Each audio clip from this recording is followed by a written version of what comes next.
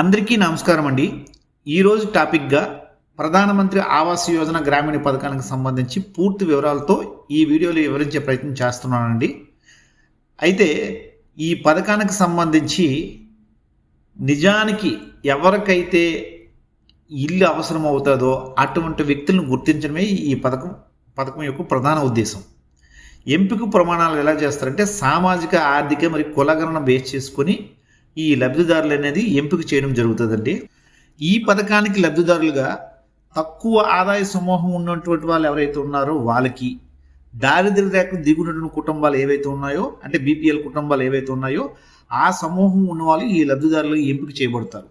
2025 జనవరిలో ప్రధానమంత్రి ఆవాస్ యోజన గ్రామీణ కింద సుమారుగా కోటీలను మంజూరు చేయడానికి కృషి చేస్తున్నామని చెప్పి గ్రామీణ మంత్రిత్వ శాఖ అనే వాళ్ళు ప్రకటించడం జరిగింది. అందులో భాగంగానే ఈ గృహాలని మంజూరు చేయబడుతున్నాయి. ప్రధానమంత్రి గ్రామీణ ఆవాస యోజన కింద లబ్ధిదారుల గుర్తింపు ఎంపిక కోసం గవర్నమెంట్ అనేది ఈ కింద గైడ్లైన్స్ అనేవి ఇవ్వడం జరిగింది. అవి ఏమిటంటే, గతంలో ఎప్పుడు కూడా ఇల్లు అనేది వాళ్ళ పేరు మీద శాంక్షన్ అయ్యి ఉండకూడదు. అంటే అర్థం ఏంటి, ఆ కుటుంబానికి దేశంలో ఎక్కడా కూడా పక్కా ఇల్లు అనేది ఉండకూడదు. రెండో కండిషన్, పక్కా ఇల్లు కలిగిన హౌస్ ట్యాక్స్ అనేది వాళ్ళ పేరు మీద ఉండరాదు. 3, కుటుంబ సభ్యులు ఎవరు కూడా ప్రభుత్వ ఉద్యోగంలో ఉండకూడదు, లేదా వాళ్ళ సంవత్సర ఆదాయం అనేది ఆ కుటుంబం ఆదాయం 3 లక్షల కంటే తక్కువ ఉండాలి. ఎక్కువ ఉన్నట్లయితే ఈ పథకానికి అనర్హులు. 4ది, 4 చక్రాల వాహనం అనేది ఉండరాదు. 5, దరఖాస్తుదారులు లేదా వారి కుటుంబ సభ్యులు ఎవరు కూడా వృత్తిపరమైన పన్ను అంటే ట్యాక్స్ ప్లేయర్ కాకూడదు. 6, ఒకవేళ భూమి కమర్షియల్ ల్యాండ్ ఉన్నట్లయితే 340 చదరపు అడుగులు మాత్రమే ఉండాలి. అంతకంటే ఎక్కువ ఉన్నట్లయితే ఈ పథకానికి అప్లై చేయడానికి అనర్హులు. పైన చెప్పినటువంటి గైడ్లైన్స్కి ఉన్నవారు, అర్హత ఉన్నవాళ్ళు, ఆ దరఖాస్తుదారులు ఎవరైతే ఉన్నారో వాళ్ళు ఒకవేళ ఆంధ్రప్రదేశ్ వారు అయినట్లయితే దగ్గరలో ఉన్నటువంటి గ్రామ సచివాలయంలో ఉన్నటువంటి ఇంజనీరింగ్ అసిస్టెంట్ అధికారి వారికి కానీ లేదంటే వార్డ్ ఇమ్యూనిటీ సెక్రటరీ వారిని కానీ కాంటాక్ట్ చేసినట్లయితే మీ యొక్క ఆధార్ నెంబరు మరియు రేషన్ కార్డు నెంబర్తో ఈ పథకానికి అర్హులా కాదని చెక్ చేస్తారు.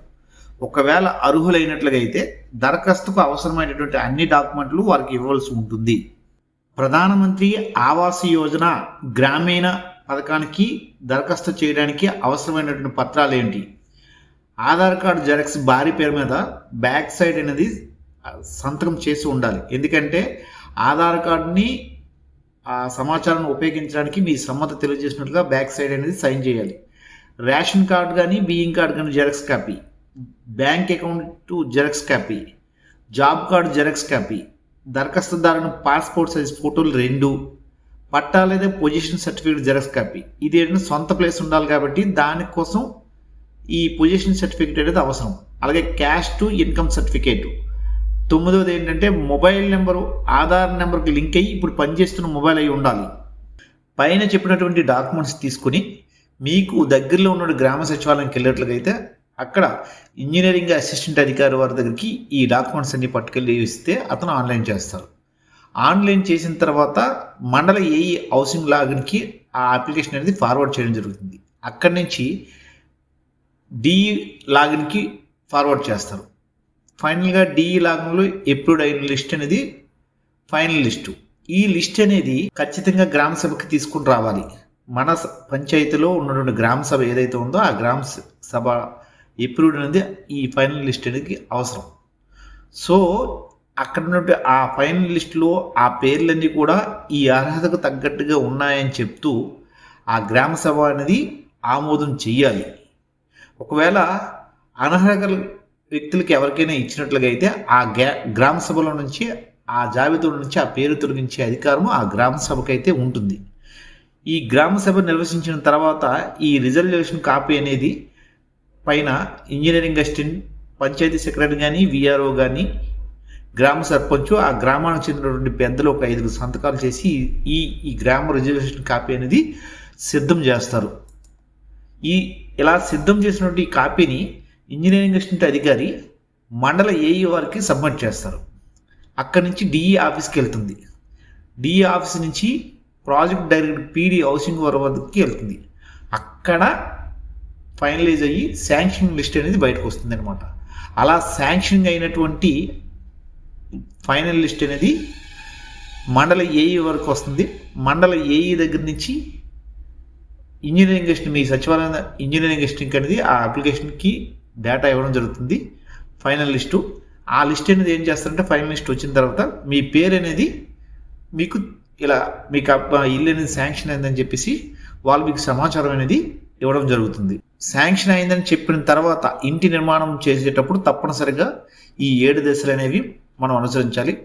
ఆ 7 దశలు అనేవి ఇక్కడ డిస్ప్లే చేయడం జరిగింది. అలాగే మీకు బిల్లు ప్రాసెస్ పెట్టేటప్పుడు ఏం చేస్తారంటే ఈ పునాది వేయడం, సైడ్ గోడలు నిర్మించడం, ఈ స్లాబ్ నిర్మాణం, అలాగే 4వ నిర్మాణం పూర్తి చేయటం అనేది ఫైనల్గా పూర్తి చేయడం అనేది ఇలా 4 దశల్లో మీకు బిల్ ప్రాసెస్ అనేది సచివాలయంలో ఉన్నటువంటి ఇంజనీరింగ్ అధికారి వారు మీకు బిల్ ప్రాసెసింగ్ చేస్తారు. ఇది పై లెవెల్లో ఎప్పుడు అవుతూ ఉంటుంది. అయితే ఈ ఇంటి నిర్మాణానికి తగిన సహకారము, పర్యవేక్షణ అనేది పూర్తిగా హౌసింగ్ డిపార్ట్మెంట్ వారు మీకు గైడ్లైన్స్ అనేవి మీకు సరైన మార్గదర్శకత్వం అనేది ఇవ్వడం జరుగుతుందన్నమాట. మరి ప్రధానమంత్రి గ్రామీణ ఆవాస్ యోజన పథకం గురించి సార్ ఎంత వస్తుందని డౌట్ అనేది మీకు చాలామందికి వచ్చి ఉంటుంది. అయితే 1,80,000 రూపాయలు ఇప్పుడు వరకు ఇస్తున్నారండి గ్రామీణ ప్రాంతంలో. అది 2,50,000 రూపాయలకు పెంచుతున్నట్లయితే క్లియర్ కట్గా సమాచారం అయితే ఉంది. వీటికి సంబంధించిన నిధులు కేంద్ర రాష్ట్రాలు 60:40లో ఇవ్వడం జరుగుతుందండి. అయితే ఈ 2,50,000 రూపాయలు ఇప్పుడు కొత్తగా ప్రకటించిన దాంట్లో ఉంది కదండి, అందులోనే ఈ బాత్రూమ్లకు సంబంధించి, స్వచ్ఛ భారత్ మిషన్కి సంబంధించి ఈ 12,000 రూపాయలు అనేది సుమారుగా మీకు ఇన్క్లూడింగ్ అయ్యే వస్తుందండి. ఇది పెరిగే ఛాన్స్ ఉందని మాత్రం చెప్తున్నారు. అయితే పెంచినటువంటి 2,50,000 రూపాయలతో ఇల్లు పూర్తి అవ్వదు కదండి. దానికోసం మరి కొద్దిగా ఆ సహాయ సహకారాలు అందించడానికి లబ్ధిదారుడికి డ్వాక్రా సంఘాల తరపు నుంచి కూడా రుణ రూపంలో 70,000 రూపాయలు ఇవ్వడం అనేది జరుగుతుందండి, ఇప్పించి ఏర్పాటు చేస్తున్నారు. దాన్నే క్రెడిట్ గ్యారంటీ పథకం కింద కేంద్ర గవర్నమెంట్ హామీతో మూవ్ అవుతుంది. అయితే ఈ 70,000 రూపాయలు అనేది పూర్తిగా రుణ రూపంలో మళ్ళీ తిరిగి మనం చెల్లించాలి. ఆ 2,50,000 రూపాయలు చెల్లించవలసిన అవసరం లేదు, కానీ ఈ 70,000 రూపాయలు అయితే మాత్రం కంపల్సరీగా ఖచ్చితంగా అప్పు అయితే క్లియర్ చేసుకోవాలి. పైన చెప్పిన 4 స్టేజ్ల్లో కూడా నిర్మాణంలో సచివాలయంలో ఉన్న ఇంజనీరింగ్ అసిస్టెంట్, వార్డు ఇమ్యూనిటీ సెక్రటరీకి సంబంధించిన వారు ఈ బిల్లు పెట్టే ప్రాసెస్ అనేది చూస్తారు.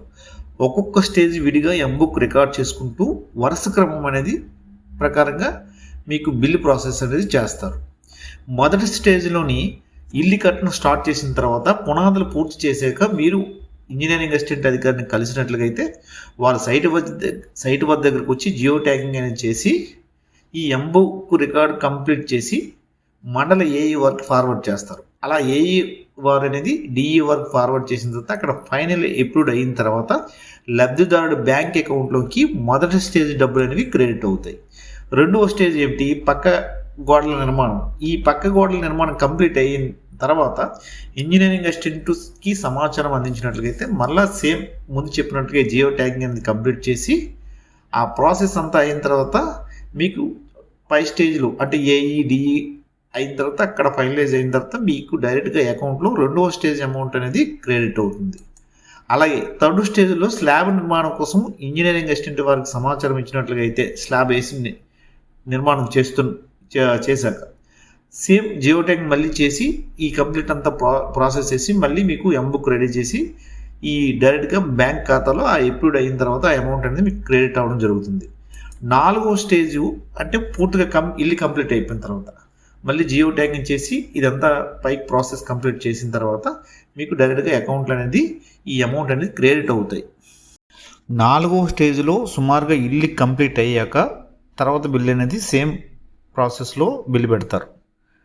అలాగే 30,000 రూపాయలు గ్రామీణ ఉపాధి హామీ పథకం ద్వారా 90 రోజులు పడిన దినాలుగాను ఫీల్డ్ అసిస్టెంట్ వారి సహకారంతో ఏఈ గారికి సబ్మిట్ చేస్తారు బిల్లును. సంబంధిత ఏపీ వారికి స్టేజ్ కన్వెన్షన్ లెటర్ పెడతారు. విడతల వరకు మనకి ఈ అమౌంట్ అనేది మన అకౌంట్లో క్రెడిట్ అవుతుంది.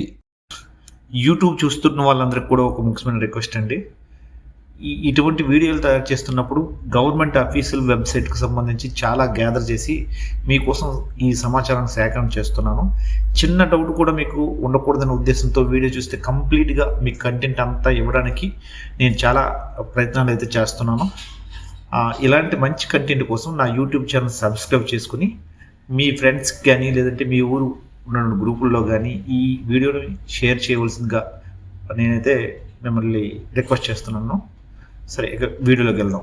4 స్టేజ్లకు సంబంధించి మనకు 1,80,000 రూపాయలు ఉండేటప్పుడు ఈ 4 స్టేజ్లకి సుమారుగా అటు ఇటుగా ఎంత అమౌంట్ అనేది మనకి అకౌంట్లో క్రెడిట్ అవుతుంది అనేది ఒక అప్రాక్సిమేట్లీగా అనేది మనం ఒక రీసెంట్ డేటా అనేది ఇవ్వడం జరిగిందండి.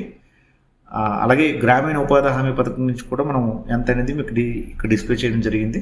అలాగే ఒకవేళ 2,50,000 రూపాయలు అయినట్లయితే అప్రాక్సిమేట్ అమౌంట్ కూడా అక్కడ మీకు అటు ఇటు మారచ్చు. ఆ విలువలతో కూడా మీకు ఆల్రెడీ డిస్ప్లే చేయడం జరిగింది. మీకు మరింత ఉపయోగకరంగా ఉంటుందనే ఉద్దేశంతో ఈ గ్రామీణ ఆవాస్ యోజన పథకానికి సంబంధించి ఏవైనా ఫిర్యాదులు ఉన్నట్లుగా అయితే ఆ ఫిర్యాదులను ఎలా అందజేయాలని చెప్పేసి కొంతమంది అడగడం జరిగింది. వారి కోసం కేంద్ర ప్రభుత్వం ప్రజా ఫిర్యాదు నమోదు విధానం ప్రారంభించారు. దీన్ని centralised public grievance register system monitoring system అని అంటారండి.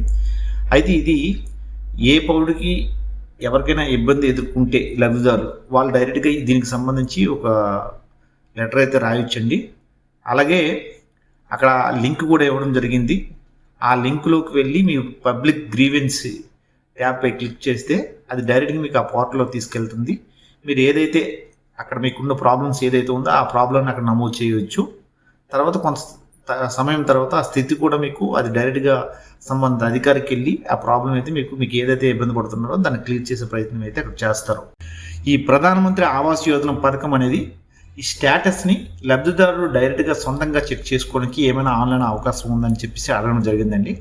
వారి కోసము ఏం చేయాలంటే మీ ఇంజనీరింగ్ అసిస్టెంట్ ఎవరైతే ఉన్నారో అధికారి వారు ఎవరైతే ఉన్నారో అతని దగ్గరికి వెళ్ళి మీకు శాంక్షన్ అయిందని చెప్పిన తర్వాత ప్రాసెస్ స్టార్ట్ చేస్తారు కదా, అక్కడ ఒక అప్లికేషన్ నెంబర్ అనేది ఒకటి ఉంటుందండి. ఆ అప్లికేషన్ నెంబర్ని మీరు అక్కడికి వెళ్ళి ఆ సార్ దగ్గరికి వెళ్ళి మీరు అడిగి తీసుకున్నట్లుగా అయితే ఆ నెంబర్తో ఈ కింద ఇచ్చినటువంటి లింక్లో మీరు చెక్ చేసుకోవడానికి అవకాశం ఉంది. ఈ లింక్తో ఈ సైట్లో ఏంటంటే మీరు ఏ స్టేజ్లో ఎంత అమౌంట్ మీకు కన్వర్ట్ అయింది, ఎక్కడికో ప్రజెంట్ స్థితి ఏమిటనేది స్పష్టంగా తెలిసే పరిస్థితి అయితే ఉంది. ఈ లింక్ నేను ఇక్కడ ఇవ్వడం జరిగిందండి. దీనిపైన కూడా డైరెక్ట్ లింక్ కూడా మీకు యాక్సెస్ కూడా ఇక్కడ ఇవ్వడం జరిగింది.